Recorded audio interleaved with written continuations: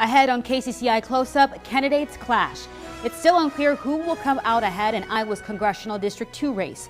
We sit down with both candidates to help voters make a decision. KCCI Close-Up starts right now. This is Iowa's news leader. This is KCCI 8 News Close Up. The battle for Iowa's 2nd Congressional District has been heated since last year. Representative Dave Loebsack announced he would not seek re-election. Now, Democrat Rita Hart and Republican State Senator Mary Annette Miller Meeks are vying for his seat. The latest poll shows Hart is 4 points ahead of Miller Meeks, but that's still within the poll's 8.7% margin of error. KCCI Cynthia Fodor spoke with both candidates about why they're running. Let's start with Rita Hart. Well, Rita, by now you would think most people might be familiar with you, especially running with Fred as his lieutenant governor on the ticket. But for those who aren't, give us a little bit of your background. Yeah, my background is in education and agriculture. I grew up on a dairy farm up in north central Iowa. I tell people I had the great advantage of being raised by a really strong Democratic father and a really strong Republican mother with 8 brothers and sisters who on a dairy farm where we learned to not only to work hard, but to pay attention to the issues of the day. And so that was a great upbringing. And so I spent 20 years in the classroom. Met my husband here in Clinton. I tell people, I rented an upstairs bedroom from a lady who did that, and then she rented her basement to kids from the community college. So there was a curly-haired, black-haired boy in the basement who I shared a household with then, and still share one today. So 40 years later, we got married in 1980. Well, we got married and we moved to this farm. We bought our farm in 1986. Raised our 5 children here while I taught school and we farmed. And then in 2012 ran for the state senate and served as a senator for 6 years, representing all of Clinton County and part of Scott County before running for lieutenant governor in 2018.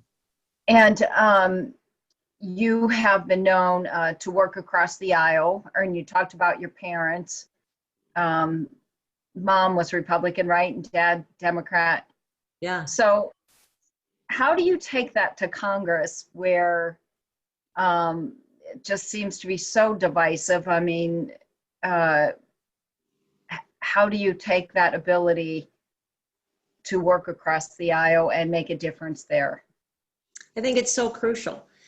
I think that it's what's always made our democracy really work is that we've had 2 strong parties with good people on both sides who understood what it's like to disagree with somebody, but to really listen to the other side and find common ground.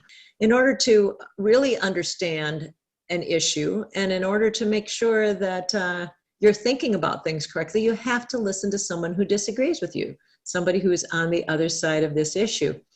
That's how you make sure that you are thinking about something correctly, and you're recognizing that good ideas come from everywhere, and that sometimes you might be wrong about an issue, and you're only going to find that out if you are a listener, if you listen to the other side. And Congress right now, Rita, is at a logjam on the stimulus relief package. What would you like to see included in that?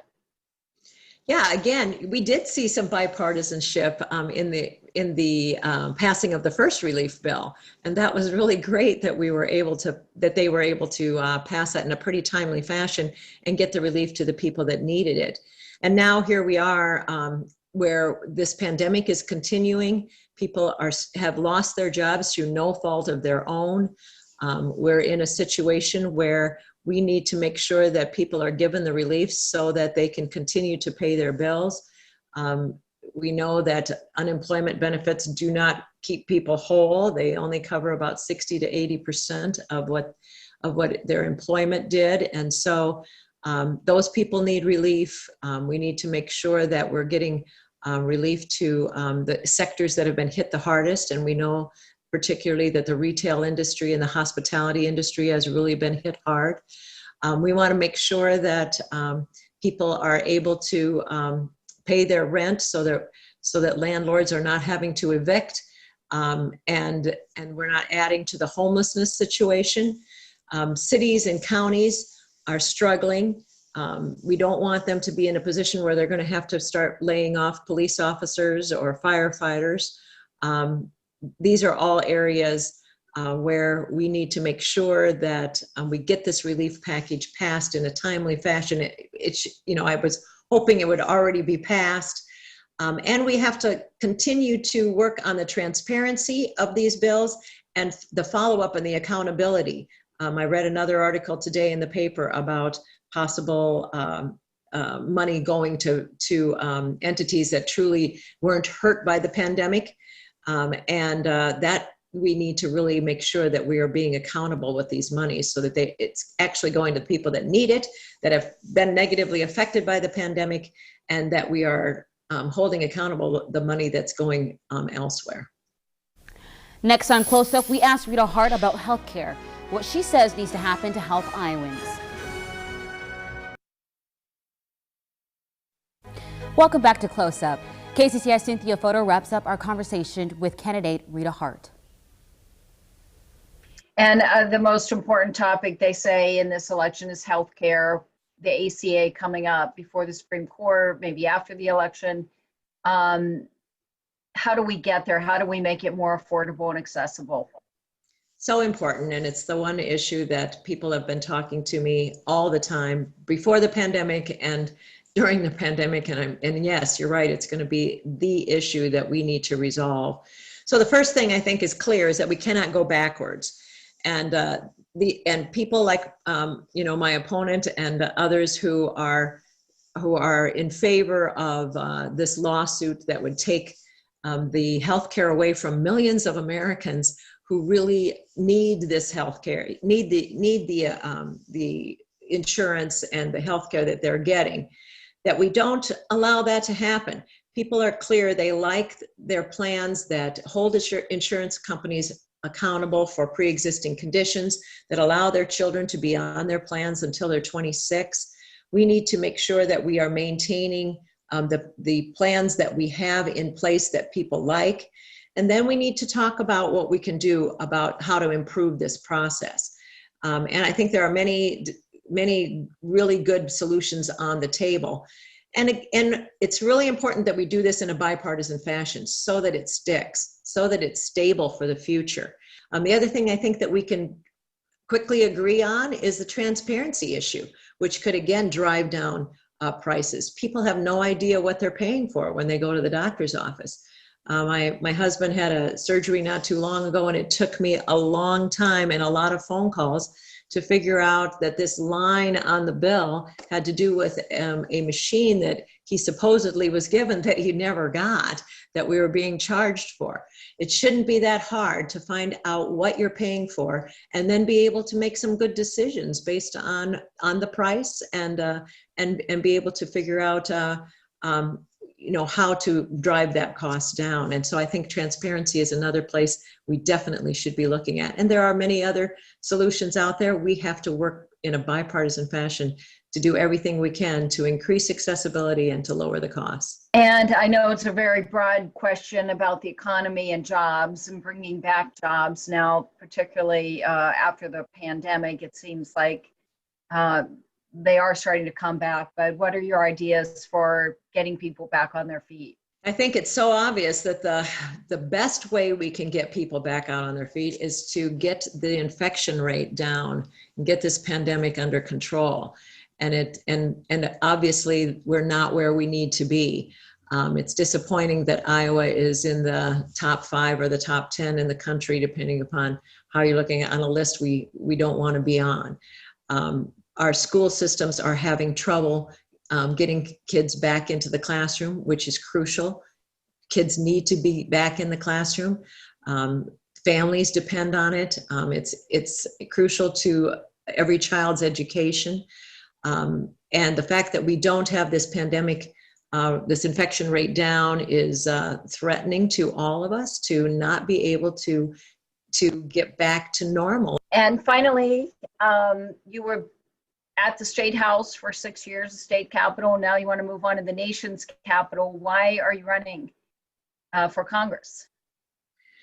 Yeah, I think that in the end, it comes down to being a match for this district. You know, my background on the farm my entire life, I understand rural economic development. As a state senator, I centered in on that. So I have that kind of experience of working with people, again, across the aisle to concentrate on the things that are really going to make a difference when it comes to raising people's incomes and addressing the issues that we need to do to help rural parts of the country, in this case, rural Iowa, succeed. My background as an educator gives me an experience that helps me to understand where people are coming from and be able to motivate and be a part of solution seeking.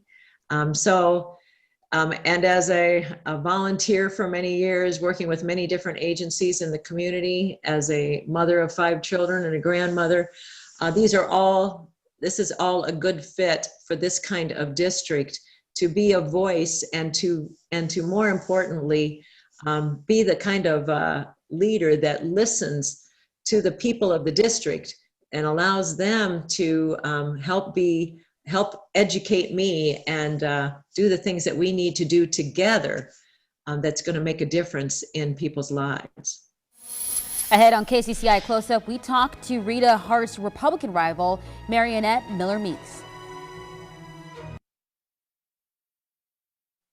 Welcome back. Republican Mariannette Miller Meeks is hoping to represent Iowa's 2nd congressional district in Washington.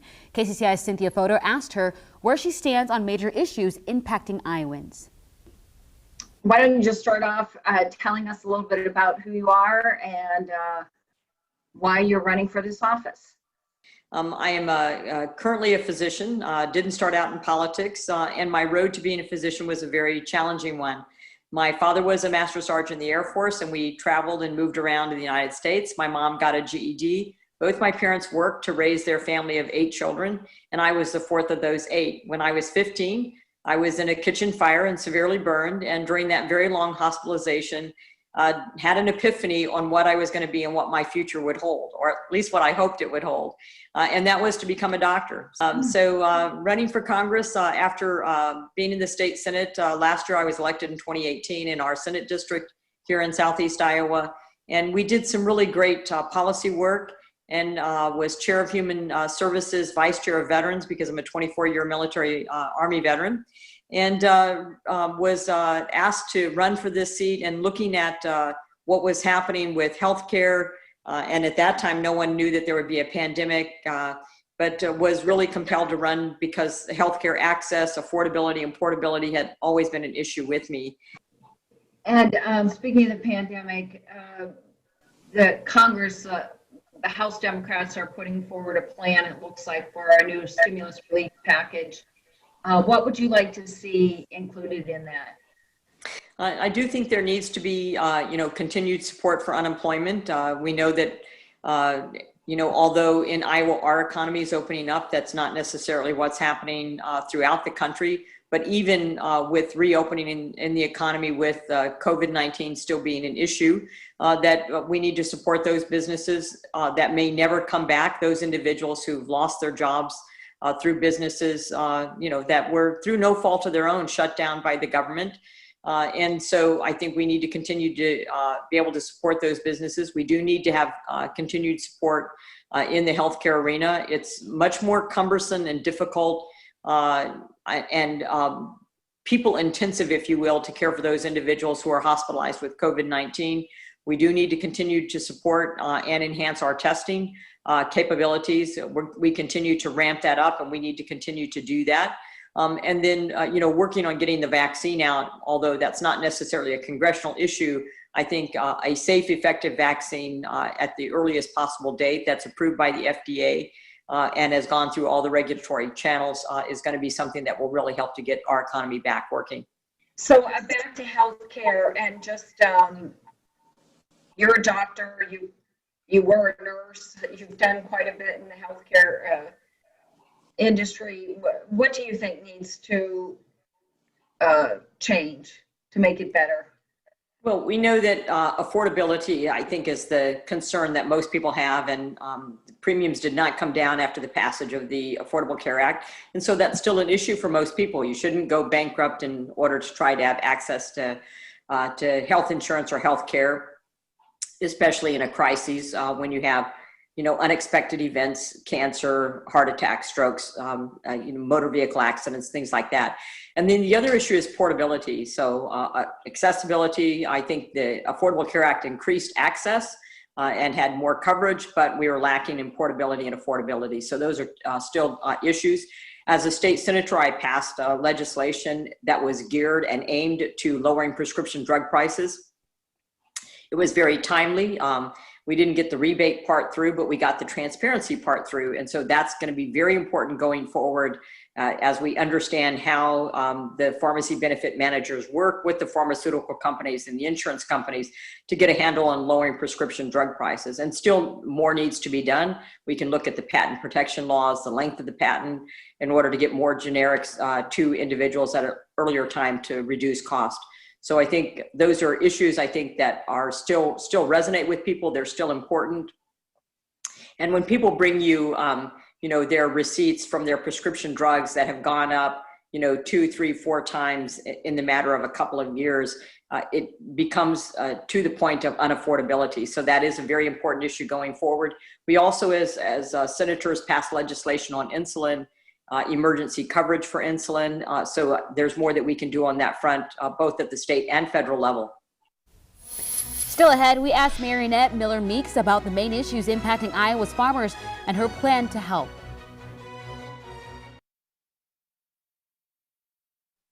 Welcome back to Close Up. KCCI's Cynthia Fodor wraps up our conversation with Marionette Miller Meeks. We talked a little bit about the economy. Let's switch to Iowa's ag economy. The USDA is sending $14 billion in aid to farmers. Do you support that? And what do you see as the main issue to help farmers right now? It's really been a tough time for farmers. I am supportive of the support. I'm supportive of, the president's recent actions on ending the additional waivers that were given for the blending of ethanol. That has been a problem that we've been dealing with over the past year. And I was glad that the president finally took action on that. So that supports our agricultural economy as well too. Our farmers, our ag economy, they don't want necessarily help from the government, but they want a marketplace where they can have free trade, fair trade. They want to expand our export markets. And so the phase 1 China deal is very important to them. And there were trade deals that were negotiated with our Secretary of Ag, with our governor, within our state, and other trading partners, and then new markets for agricultural products. And within that comes the investment that we need to make in our infrastructure, be they roads, bridges, locks and dams on the Mississippi where we ship agricultural products, and then broadband. So I passed a bill in the Senate on broadband and expanding broadband, especially to rural areas. And during this pandemic, it's really underscored the necessity to have better connectivity for telehealth, telemedicine, telelearning, telework. And, in our agricultural sectors, a lot of them have GPS and internet guided implements. Run their operations, their ag operations with internet capabilities. And Senator, you're a scientist in some form. With the wildfires out west and the derecho and climate change is also being highlighted in many of the campaigns. And with talk of getting farmers involved in doing more to help, how do we address that? I do think our farmers have been very involved in the water quality issues and nutrient reduction, cover crop. We've got a great farm family, an example of that in Washington County with the Mitchells and the work they're doing with cover crops, and to get that information out more to individuals. We also, in my Senate district in Fairfield, we have solar manufacturing. So Iowa is actually very forward in the amount of energy we have that comes from renewable sources, be it wind, solar, ethanol, biodiesel. So we have a lot of avenues, and I think are a role model for many other states. But there's continued work that we can do. Hydrogen fuel technology is coming back, and we can also talk about nuclear. We have Duane Arnold Nuclear Power Plant in Palo, and we're losing that nuclear technology if we don't do things to be able to support that industry in a safe and effective manner. So I think there are a lot of things that we can do in that. And then we also need to look at forest management when it comes to the wildfires. So I think that we've been very forward thinking, very progressive, if you will, in Iowa on managing the environment, alternative sources of energy, but we need to continue to work towards a cleaner environment and to address what we can do. And think about it from the agricultural economy. Putting plants in the ground helps to absorb CO2 and release O2 or oxygen. So our ag economy very much supports renewable fuel sources, carbon sequestration. We've got great scientists in Iowa working on that very issue. Some people who call themselves just merely soybean farmers, but they're actually geniuses working with Iowa State University on biochar and other ways to do carbon sequestration and improve the soil. And finally, Senator, I think you've run for the seat 3 times now. Is this the 4th? This will be the 4th time I've run for Congress, but honestly, people never ask me that question. Only journalists ask me that question. So I think people respect someone who works hard, falls down, doesn't make it, and continues to try to work. So my husband and I, our first date was to go see the movie Rocky. So I would say probably one of the things of our career in life together has been, it doesn't matter how many times in life you get knocked down, it matters how many times in life you stand back up. And I think that's very true of all of us, that we need role models who can persevere, who are tenacious and show grit, because honestly, perseverance, tenacity, and grit and hope are what's going to get us through this pandemic and get us back to a strong economy, get everybody working, and get us safe and sound to where we want to be in the future. Thank you for joining us for KCCI 8 News Close-Up. We'll see you back here next Sunday.